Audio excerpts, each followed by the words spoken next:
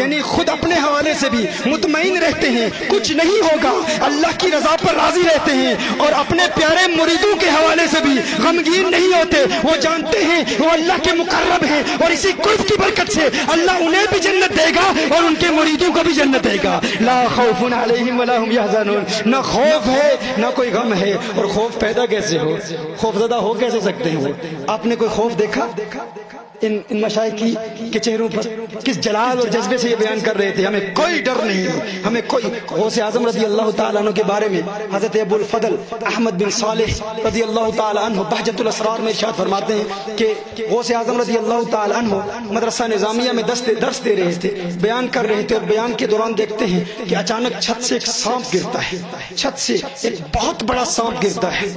یہ درس دے رہے تھے اور وہ سانپ ان کی ران پر گرتا ہے، اور غوث اعظم رضی اللہ تعالیٰ عنہ کی قمیص کے اندر سے ان کے جسم پر گزرتا ہوا ان کی گردن سے لپٹ جاتا ہے، اور پھر وہ سانپ غوث اعظم رضی اللہ تعالیٰ عنہ کے بالکل سامنے آ جاتا ہے، اور سامنے بیٹھ کر غوث اعظم سے کلام کرتا ہے۔ پیران پیر شیخ عبد القادر جیلانی رضی اللہ تعالیٰ عنہ سے گفتگو کرتا ہے۔ شیخ ابو الفضل احمد بن صالح رضی اللہ تعالیٰ عنہ فرماتے ہیں وہ کلام کر رہا ہے، لیکن ہمیں سمجھ نہیں آ رہی تھی وہ کہہ کیا رہا ہے، ہم نہیں سمجھ پائے کہ وہ کیا کہہ رہا ہے اور غوث اعظم کیا کہہ رہے ہیں۔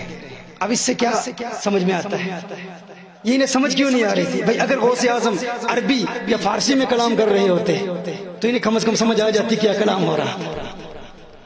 کیا سن رہے ہیں آپ؟ میں کیا عرض کر رہا ہوں، اگر عربی یا فارسی میں کلام کر رہے ہوتے تو سننے والے ان میں علماء بھی موجود تھے، ہاں ان کی اپنی زبان تھی، وہ سمجھ جاتے۔ پتہ چلا غوث اعظم نہ عربی بول رہے تھے نہ فارسی بول رہے تھے، وہ تو سانپوں کی زبان بول رہے تھے۔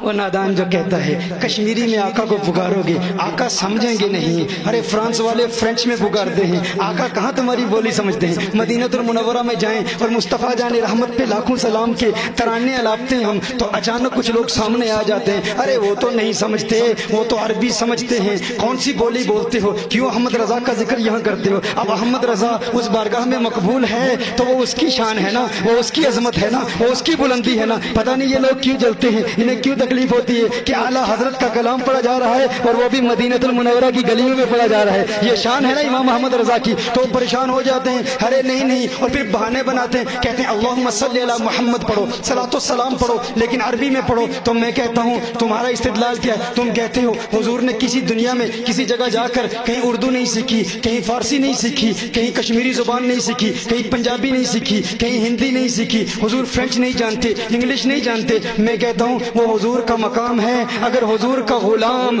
اگر حضور کی اہل بیت میں سے، اگر سادات میں سے حسنی حسینی سید غوث اعظم جنہیں حضور کی بارگاہ سے فیض ملا ہے وہ سانپوں کی بولیاں جانتے ہیں تو میرے آقا کے علم کا عالم کیا ہوگا، میرے آقا کی عظمت کا عالم کیا ہوگا؟ ارے آقا سانپوں کی بولیاں بھی جانتے ہیں، جنات کی بولیاں بھی جانتے ہیں، نباتات کی بولیاں بھی جانتے ہیں، حیوانات کی بولیاں بھی جانتے ہیں، یہ شجرات بھی ان سے کلام کرتے ہیں، وہ شجرات کی بولیاں بھی جانتے ہیں۔ اگر غوث اعظم کا یہ مقام ہے تو یہ شان ہے، خدمت گاروں کی سرکار کا عالم کیا ہوگا؟ غوث اعظم کی یہ شان ہے تو میرے آقا کی عظمتوں کا عالم کیا ہوگا؟ تو میرے آقا کہ یہ غلام غوث اعظم رضی اللہ تعالیٰ عنہ وہ سانپ سے کلام کر رہے ہیں، وہ سانپ چلا جاتا ہے، بعد میں لوگ پوچھتے ہیں کہ کیا کلام ہوا، کیا بات ہوئی؟ تو غوث اعظم نے فرمایا کہ میری اس سے صرف اتنی بات ہوئی، وہ یہ کہتا تھا کہ میں نے بڑے بڑوں کو آزمایا ہے، بڑے بڑوں کو آزمایا ہے، لیکن آپ جیسا کسی کو ثابت قدم نہیں پایا، اس کی کیا وجہ ہے؟ تو غوث اعظم نے جواب دیا، فرمایا کہ جب تو چھت سے گرا تھا نا اس وقت میں قضا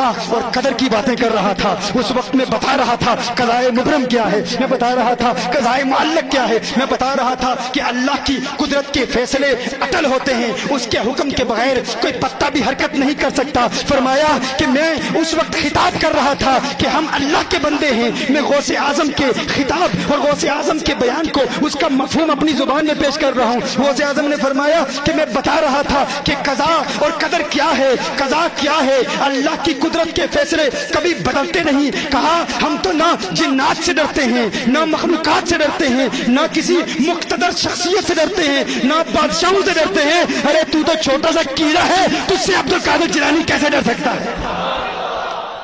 اسی طرح غوث اعظم کے بیٹے، غوث اعظم کے صاحبزادے سیدنا شیخ ابو عبد الرزاق فرماتے ہیں کہ ایک مرتبہ غوث اعظم کے صاحبزادے فرماتے ہیں کہ ایک مرتبہ ہم غوث اعظم کے ساتھ نماز ادا کر رہے تھے. ایک روایت میں یہ خود بھی موجود تھے, بہجت الاسرار کی روایت ہے کہ غوث اعظم نے خود فرمایا کہ میں جامع منصور میں نماز ادا کر رہا تھا. اچانک دوران نماز میں نے دیکھا, میں نے محسوس کیا کہ ستونوں کے پیچھے کسی حرکت کی آواز آئی, اور پھر اچانک میں دیکھتا ہوں کہ ایک بہت بڑا سونپ نماز کے دوران میرے سامنے کھڑا ہو جاتا ہے, میرے سامنے آ جاتا ہے اور اپنا منہ میرے سامنے کھول لیتا ہے کہ جب میں سجدہ کروں گا تو گویا کہ وہ غوث اعظم پر حملہ کرے گا. فرمایا جب میں نے سجدہ کیا تو اپنے ہاتھ سے اس سانپ کو میں نے ہٹا دیا, اپنے ہاتھ سے اس سانپ کو میں نے ہٹا دیا. کہا میں نے نماز مکمل کی, وہ سانپ وہاں سے غائب تھا. دوسرے دن پھر میں وہاں آیا, اسی مسجد میں نماز ادا کرنے کے لیے آیا تو دیکھتا ہوں کہ ایک شخص میرے سامنے کھڑا ہے, اور وہ شخص طویل القامت تھا, لمبے قد والا تھا, اور اس کی آنکھیں بلی کی طرح تھی. تو میں نے دیکھا کہ یہ جن ہے, میں نے جان لیا کہ یہ جن ہے جو انسان کی شکل میں آیا ہے. اس نے مجھے سلام کیا, میں نے جواب دیا. اس نے کہا میں وہی جن ہوں جو کل نماز کے دوران آپ کے پاس آیا تھا. غوث اعظم نے فرمایا تو کیوں آیا تھا؟ یعنی وہ انسان جو بنا ہوا تھا وہ جن تھا, اور اس سے قبل جو دن میں آیا تھا وہ جن سانپ بن کر آیا تھا, سانپ کی شکل میں آیا تھا. تو فرمایا تو کیوں آیا تھا؟ تو اس نے کہا کہ میں نے بڑے بڑوں کا امتحان لیا, لیکن کسی کو آپ کی طرح ثابت قدم نہیں پایا. کچھ ایسے تھے کہ جو ظاہری حوالے سے پریشان ہو گئے لیکن ان کا باطن ثابت قدم تھا. کچھ ایسے تھے جو باطنی حوالے سے ثابت قدم تھے لیکن ظاہری طور پر ان کے چہرے پر پریشانی نمایاں تھی. کچھ ایسے تھے جو ظاہری طور پر اور باطنی طور پر بھی پریشان تھے, ظاہری طور پر بھی گھبرا گئے تھے, لیکن آپ وہ واحد شخصیت ہیں جو بالکل نہیں ڈرے, بالکل غمگین نہیں ہوئے. میں نے آپ کو ثابت قدم پایا, اب آپ مجھے مرید کیجئے اور آپ مجھے کلمہ پڑھائیے. غوث اعظم نے اسے کلمہ پڑھایا اور اسے مرید کیا. وہ غوث اعظم کی اس کرامت کو دیکھ کر, کون سی کرامت کہ اللہ کا ولی لا خوف علیہم ولا هم يحزنون, نہ وہ ڈر رکھتا ہے نہ وہ غم رکھتا ہے. اس کرامت کو دیکھ کر وہ غوث اعظم کا مرید ہو گیا. میرے بھائیو, غلام رسول حمید صاحب بتا رہے تھے کہ لوگ ہمارے ارادوں کو بدلنے کی کوشش کر رہے ہیں. وہ لوگ یہ جانتے نہیں ہمارا تعلق کن بارگاہوں سے ہے. یہ وہ بارگاہیں ہیں, یہ وہ اولیاء اللہ ہیں جو نہ سیاستدانوں سے ڈرتے ہیں نہ بادشاہوں سے ڈرتے ہیں. مجھے حضرت خواجہ نظام الدین اولیاء محبوب الہی کا وہ واقعہ یاد آ رہا ہے. علاؤ الدین خلجی بادشاہ تھا نا, نظام پاک سے بڑی محبت کرتا تھا اور ترستا تھا ان کے دیدار کے لیے کہ کسی طرح ان کا دیدار ہو جائے. حضرت نظام الدین اولیاء رحمہ اللہ نے اپنی خانقاہ کے دروازے اس کے لیے بند کیے ہوئے تھے. اس کے لیے اجازت نہیں تھی کہ فقیروں کو کیا لگے بادشاہوں سے, فقیروں کا کیا تعلق ہے ان بادشاہوں سے. تو فرماتے تھے کہ میری خانقاہ کے 2 دروازے ہیں, تو اگر ایک دروازے سے اندر آ گیا تو میں دوسرے دروازے سے چلا جاؤں گا, اور اگر تو نے مجھے بہت تنگ کیا نا تو میں تیرا شہر چھوڑ کے چلا جاؤں گا. اللہ کی زمین بہت وسیع ہے لیکن تجھے اپنی خانقاہ میں مجھ سے ملنے کے لیے کبھی نہیں آنے دوں گا. کیوں؟ کیونکہ ان فقیروں کو بادشاہوں سے کوئی تعلق نہیں ہوتا, فقیروں کو اولیاء اللہ کو ان بادشاہوں سے کوئی تعلق نہیں ہوتا. کہا تو آئے گا ایک دروازے سے آئے گا, میں دوسرے دروازے سے نکل جاؤں گا. ایک دن وہ آ گیا, اپنی فوج کے ساتھ آ گیا. اب خواجہ نظام الدین اولیاء محبوب الہی رحمہ اللہ نے اپنے دربانوں کو کہا دروازے بند کر دو. خانقاہ کے سارے دروازے بند کر دیے گئے. اس نے دیکھا کہ اب اگر میں نے ضد کی تو یہ فقیر لوگ ہوتے ہیں, بڑے پختہ لوگ ہوتے ہیں, یہاں تو جھگڑا ہو جائے گا. یہاں اس کے فوج کے, اس کے سپاہی بھی موجود تھے, آپس میں ایک دوسرے کا قتل بھی ہو سکتا ہے. تو اس نے ایک خط لکھا اور اس خط میں ایک مصرع لکھا. پہلا مصرع لکھا, اس میں یہ مصرع لکھا کہ بادشاہوں کے درباروں پر بھی دربان اور چوکیدار ہوتے ہیں. بادشاہوں کے درباروں میں بھی دربان ہوتے ہیں, بواب ہوتے ہیں, چوکیدار ہوتے ہیں, اور فقیروں کے درباروں میں آپ کی خانقاہوں میں بھی چوکیدار ہیں. تو فقیروں اور بادشاہوں میں فرق کیا رہا, فقر اور شاہی میں فرق کیا رہا؟ تو خواجہ نظام الدین اولیاء محبوب الہی بھی صاحب فراست تھے, انہوں نے دوسرا مصرع ساتھ لگا دیا اور شعر مکمل کر دیا. انہوں نے کہا فرق بہت بڑا ہے علاؤ الدین خلجی, تو بادشاہ وقت ہے, تو نے یہ مصرع بھیجا ہے, اب فرق دیکھ لے. فرق یہ ہے کہ بادشاہوں کی خانقاہوں میں چوکیدار اس لیے ہوتے ہیں, بادشاہوں کی خانقاہوں میں چوکیدار, بواب, گارڈز اس لیے ہوتے ہیں تاکہ کوئی فقیر اور سائل اندر نہ آ سکے, اور فقیروں کی خانقاہوں میں بواب, چوکیدار اس لیے ہو سکتے ہیں تاکہ تو جیسا بادشاہ اندر نہ آ سکے. تاکہ بادشاہ اندر نہ آئے. بادشاہوں کو رکھنے کے لیے ہوتے ہیں. اب اس نے اجازت طلب کی. اس نے کہا چلو ٹھیک ہے, مجھے ملنے نہیں دیتے تو ایسا کرو, مجھے ذرا خانقاہ کی زیارت تو کرنے دو, مجھے لنگر کھانا دیکھنے دو. انہوں نے اجازت دے دی. وہ آگے دیکھتا رہا, سارا خانقاہ دیکھی, لنگر کھانا دیکھا.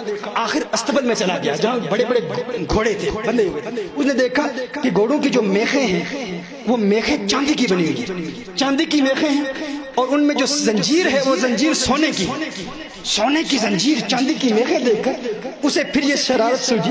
اس نے پھر ایک خط لکھا, پھر ایک پیغام دیا. اس نے کہا کہ بادشاہوں کی خانقاہوں میں, بادشاہوں کے محلات میں, بادشاہوں کے درباروں میں بھی سونا ہے, زیورات ہے, چاندی ہے, اور فقیروں کی خانقاہوں میں بھی سونا ہے, چاندی ہے, تو فرق کیا رہا؟ وہاں بھی سونا چاندی, یہاں بھی سونا چاندی, تو فرق کیا؟ تو خواجہ نظام الدین اولیاء رحمہ اللہ نے فرمایا فرق بہت بڑا ہے, بہت بڑا فرق ہے.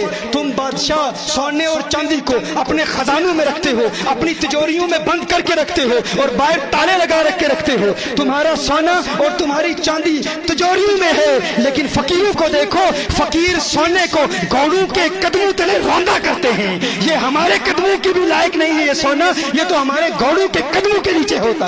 یہ فرق ہے, یہ فرق ہے اولیاء اللہ میں. اسی طرح بے شمار سے اولیاء اللہ کے واقعات ہیں. لا خوف علیہم ولا هم يحزنون, نہ وہ خوف رکھتے ہیں, نہ وہ کسی سے ڈرتے ہیں, نہ انہیں کسی چیز کا غم ہے. وہ غمگین نہیں ہوا کرتے. جو اللہ کے